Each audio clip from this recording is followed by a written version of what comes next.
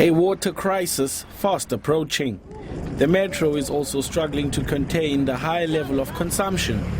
The current daily water usage is 290 megalitres, while the target is 230 megalitres.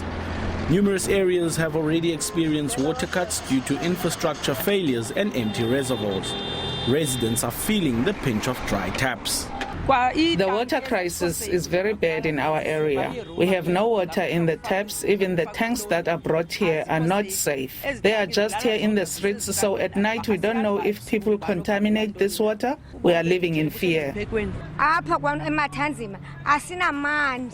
We have no water here in Kwanobushe. Just up the street, 2 people died in a fire. And as a community, we could not help because we had no water. And I mean, it's pathetic. Some of us have a pool maybe at your house. We open up the pool to everybody. They come and fetch water, but it's also unhygienic also because the water also gets dirty.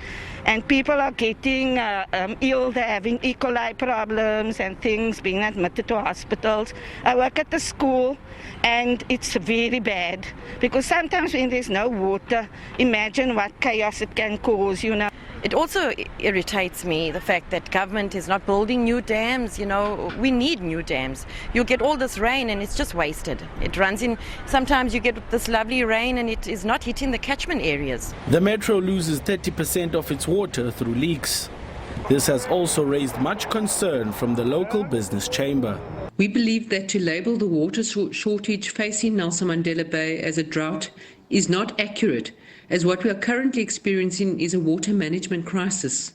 While we acknowledge that the lack of rain and resultant low dam levels have been one of the factors contributing to the water crisis, there are a number of other issues which have further worsened the situation, such as the lack of accountability and urgency from municipal leadership in dealing with the water issues, budget and procurement bottlenecks, lack of investment and maintenance of infrastructure. The Metro says a number of interventions are in place to augment water supply. We are delivering water through water tankers to communities that are affected, and we hope that the situation is going to improve. Our desperation in actual fact is rain. We need rain at our catchment areas.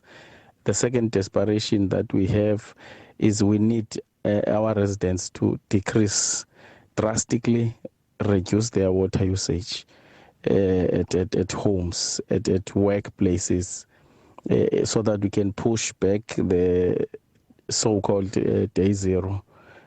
So we that's where we are at, but we are trying to stretch our resources so that at least we do not have any resident that does not have water to cook, water to wash, and water to drink. The combined level of the Metro's 5 supply dams is currently at 12.22%. Residents are urged to use water sparingly. Rwando Nomoi, SABC News, Gqeberha.